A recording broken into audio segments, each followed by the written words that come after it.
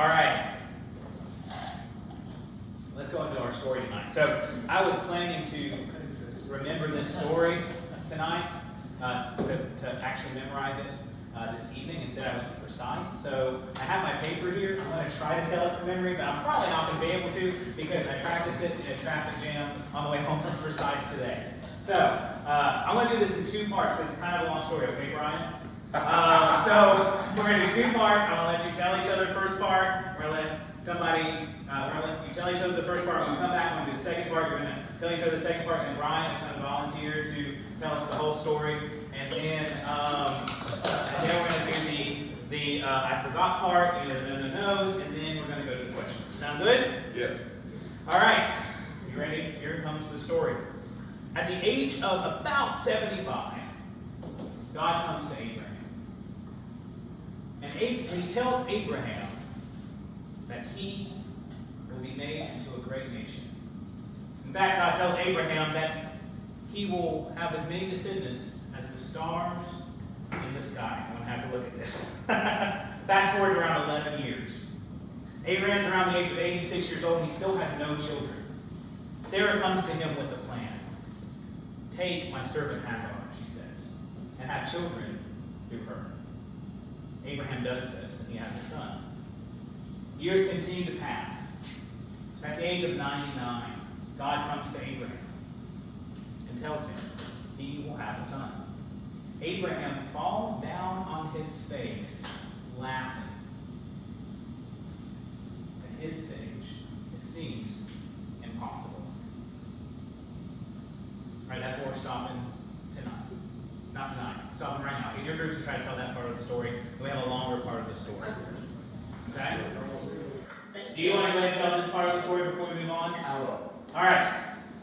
Okay, let's see how I do. Yeah, you come on over here so the Zoom can see it. You stand right here. You want me to turn this page over? Yes. At the age of 75, around the age of 75, the Lord comes to Abraham and says, you are going to have a child, you're going to be the father of many nations, and in fact, you are going to have so many descendants that it'll outnumber the stars, it'll be as many as the stars in heaven. And so fast forward 11 years, around the age of 86, Abraham still doesn't have any children, so Sarah brings her handmaiden Hagar to him and gives him a son through Hagar. Fast forward another 13 years, around the age of 99, and the Lord revisits Abraham and says, you will have a son through Sarah. And Abraham falls down on his face laughing. Very good. Yay! Wonderful job. Wonderful job. All right, you ready for part two? Yay. Okay, great. All right, part two. After some time passes, Abraham sees three strangers standing nearby his tent. He hurries over to them, and he asks them to stay. He promises them that he will have water to wash their feet, food, and give them a place to rest. That's about where I can remember my own thing. Okay, here we go. Abraham rushes to the tent and tells Sarah to prepare bread. He rushes to the herd and he selects a new calf for the servant to prepare. He brings curd and milk and the prepared calf to these visitors, and they eat. I gotta find there where I was at. Yes. Eat. There you go. They ask, "Where is Sarah?" Abraham says, "She is in the tent." Then one of them asked, one of them said, "Next year I'll return, and Sarah, your wife, will have a son." Sarah hears this and laughs, thinking that she cannot have children at her age. The Lord says to Sarah, "Why do you laugh? Is anything too hard for God?" Sarah, afraid, lies and said she did not laugh. But the Lord said, "Yes, you did laugh." Now that's part two. Y'all get into your groups and try to tell the story together. And then Brian, maybe this time. All right. Are you comfortable doing it, Brian? Yeah.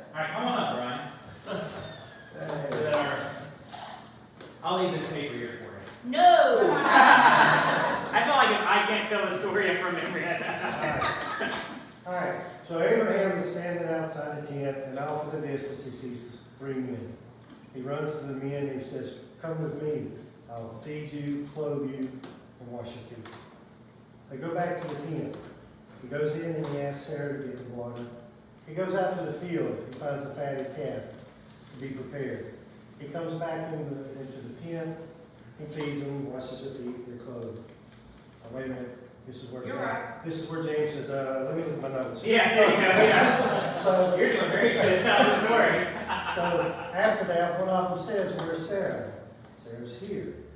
And the one says, "In a year I will come back to you and you'll have a child." And Sarah laughs. They ask, "Why are you laughing? Do you not know that nothing is impossible with God?" And out of fear, Sarah said, "I did not laugh." And they called her out, and I said, "Yes, you did." Sarah was in the tent hiding, and the Lord asked her that. For 100 years. Very good. Yeah. All right. This part will be very easy for me tonight. Yeah. Just a minute. I don't know if you're going there, but y'all know that Isaac means laughter. Yes. Were you going there? It's okay. Go there. That was You didn't hear it. No, it's good. It's Go on, good. go on. It's good. It's good. Go That's on. good. Pretend like I didn't say, nobody heard that. All right. So this next part is going to be pretty easy. It's the part where I pretend to forget different parts of the story or to say them wrong. Okay, and then you say No. no. Okay. Yeah, I'm very much strong. At around the age of 25. No, what age was he? 75. God comes to Abraham and he tells him that he will make him a large nation. Great. Great nation. Now y'all need a particular. Make him a great nation. That he will have as many descendants as stars in the sky. We fast forward about 11 years, and Abraham is around the age of 36 years old. No. He's 86, and he still has no children. So Abraham comes to Abraham. I heard it said it wrong. I needed to. So Sarah comes to Abraham with a plan. Take my servant Hagar and have children through her. And Abraham says, no. No, he says, all right. And he does, and he has a son. Exactly. We fast forward yet again to 99-year-old Abraham, and now he has plenty of children. The prophecy. No. No. God tells Abraham that he will still give him a son. Paul said, Abraham says, all right, Lord, I trust you. No. He falls down on his face and he laughs. After some time passes, Abraham sees 3 men standing nearby, so he runs and gets his shotgun. No. That's what we do today, right? Get off my property. What are you doing? No, he doesn't do that. No. He hurries to them. He asks them to stay a while. He asks that they and promises water to wash their feet, rest, and some food. Abraham rushes to the tent and tells Sarah to quickly make some bread. She says, make your own bread. This is No. That's what you would say. He rushes to the field, he rushes to the herd, and he selects a nice calf for the servants that hurries to prepare. Abraham brings curds, milk, and the fatted calf. Thank you. To the visitors, and they ate. They asked, where is Sarah? And Abraham says that she is in the tent. Then one of them says, next year I'll return, and Sarah, your wife, will have a son. Sarah, hearing this, says, oh, that's wonderful. I've always wanted to have a son. No, she laughs. The Lord asked Sarah, Sarah, why did you laugh? Is anything too hard for God? Sarah was afraid, so she lied. I did not laugh. But the Lord said, okay, I'm sorry, I was mistaken. No. Said, yes, you did laugh. Yes, you did laugh. All right, let's look at some questions, okay? We have a little bit of time left. Throughout this account, God tells Abraham that he will have descendants several times. Why do you think God continues to remind Abraham of this promise so often? Because we are human and we forget. Yes. Very good. Well, that is something out of the realm of our thinking. Yeah. At that age, you think, right? No. Yeah. Even back then, it's obvious in the story that this was out of the norm, right? Like, you might say, well, they, live to be older than but still, even in this situation, this is not normal. This is impossible for them, right? I think also the saying it out loud. Sometimes, with the forget thing, like we have a lot of stuff, at least I do, a lot of squirrels running around doing the middle space. But there's a lot of power in our words, right? Yeah. That releases that energy out into the world. And I think God was showing us what we need to do. Like we need to speak those promises every day. Very good point. Very good point. Sarah offers Hagar to Abraham so that God's promise can be fulfilled. Do you think Sarah and Abraham's actions are righteous or wrong? I think they're wrong but righteous. Okay. Explain. I think way too often in our lives we do things thinking we're trying to help God out. Wrong thing for the right reason. And that's what they were doing, was trying to facilitate what God had said.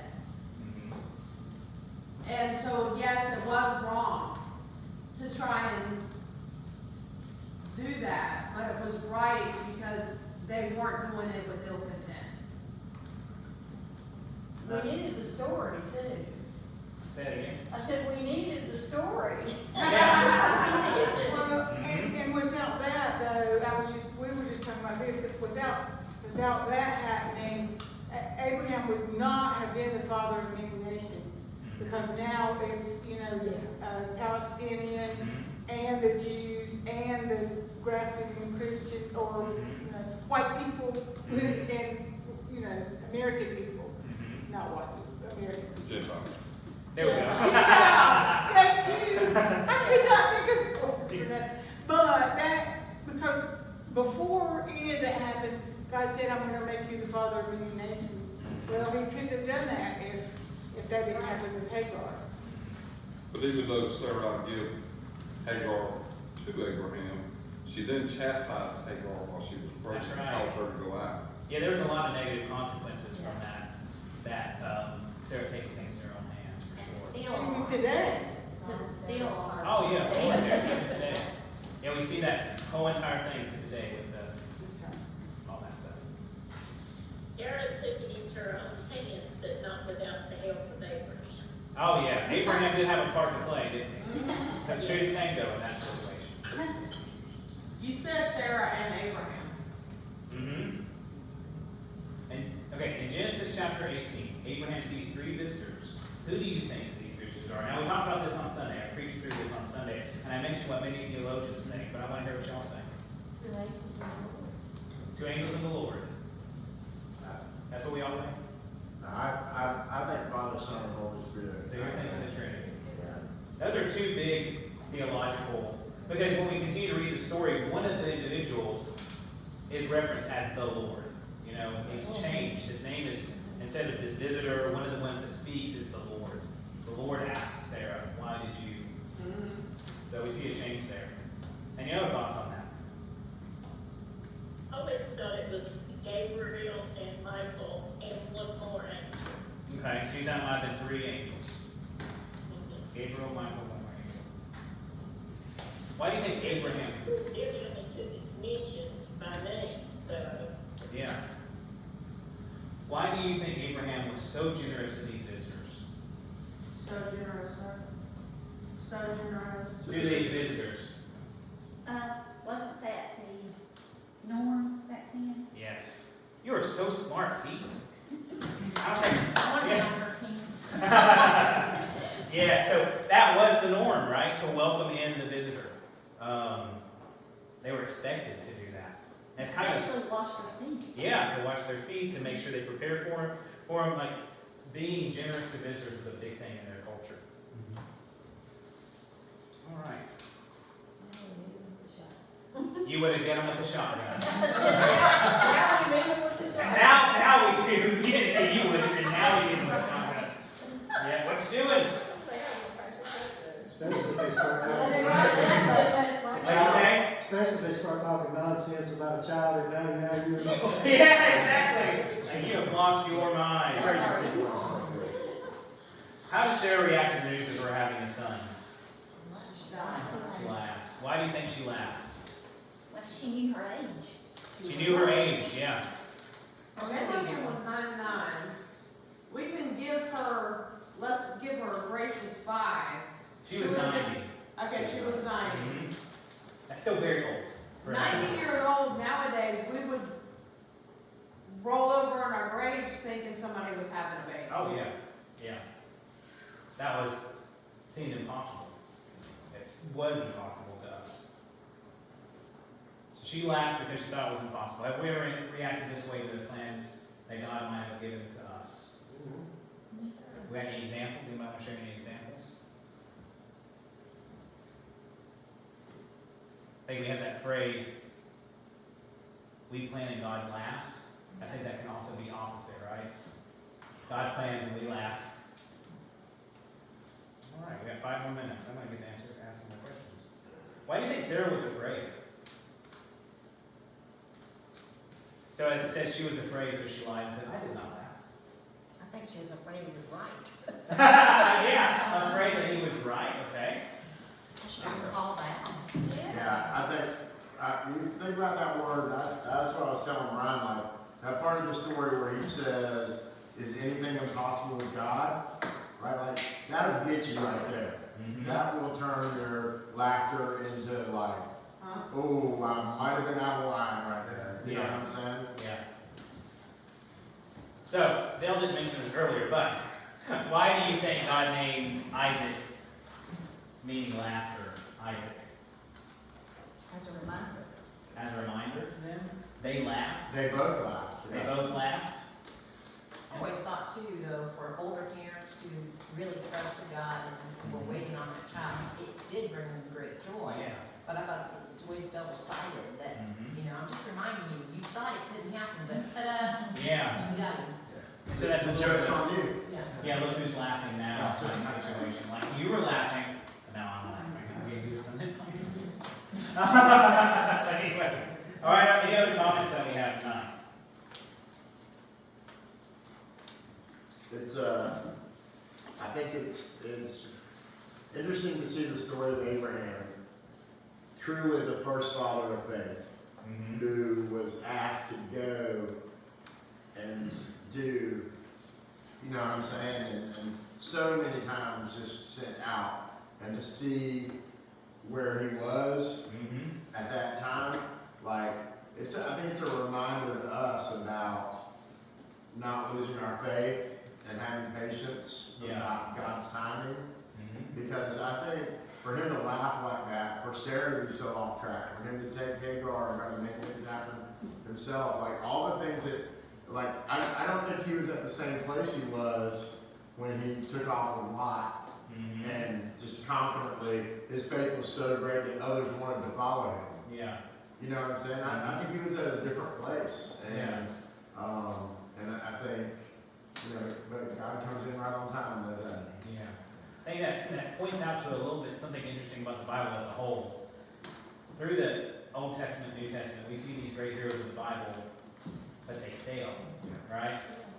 That was the only time Abraham was not the greatest at his faith, right? There was another time when or was it 2 times that he lied and said that Sarah was his sister? Twice, yeah. So like, he struggled. We see David who, slept with Bathsheba, huge, bad thing, but God still found redemption. That was there consequences? Yes. Did Abraham's reign not really do that great after that? Yes. But we see God still working even in these mistakes that our big heroes have. And that just shows us the grace that God has, the redemption that God has for us. But it shows that He doesn't expect us to be perfect. Yeah. He doesn't expect us to get it right every Yeah. single time. But look, on Abraham's part, like, if you find yourself in the wrong neighborhood at the wrong time of day, you know what I mean? You might have to say something to get out of there, though. You know what I mean? Yeah. Well, I think that's like what she was saying, that we're not perfect, but He's gonna give us grace. The least we can do is give ourselves grace, because Yeah. we're not gonna get it right either, That's right. regardless of what we try. Yeah, I think God forgives us, we need to forgive ourselves. And then we go to Romans, of course. I love Romans. It's how we go on saying so that grace may increase. By no means, right? No. Even though we understand this greatness of of God. That doesn't mean that we should not strive to live a life according to His riches and goodness. Well, I think we gotta be careful with the striving. In fact, I think that most of my problems come up when I was striving. Yeah. You know what I mean? I think that what He wants us to be is a place where we're walking by faith Mm-hmm. to the extent that maybe we're doing a little less striving and a little more walking and trusting. Yeah. You know what I mean? Well, I definitely think in the faith that we have, we see, like for example, Paul, isn't Paul that says, I have run a good race? Yeah. You know, so we see that there's this idea that walking, trusting, maybe striving is not the best word for it, Yes. but this idea that we still try to persevere. Go ahead. I think the difference is the motivation. Yeah. When we strive, a lot of times that's for self-gratification, self-reward. Yeah. You know what I'm saying? I think it's a connotation there in what words how you're perceiving that. Or how I'm gonna do this to help God out. Yeah, and that's the whole thing of this story, right? We can't do this stuff in our own power. We have to, and that goes back to Romans again, offer our bodies as living sacrifice, holy pleasing to God. So we have this a team thing. God comes, we allow God to work within our life. To help us through this thing. Say it again? Be still and know that I am. Yes, yeah. That also goes back to Jeremiah 29:13. Seek me and you shall find me. So we need to go after God, but trusting that He's going to meet us there and walk in trust. We don't need to do the work for Him, right? But God we still have to go after Him. I'm gonna do it with him. not With Him, that's very good. Other comments?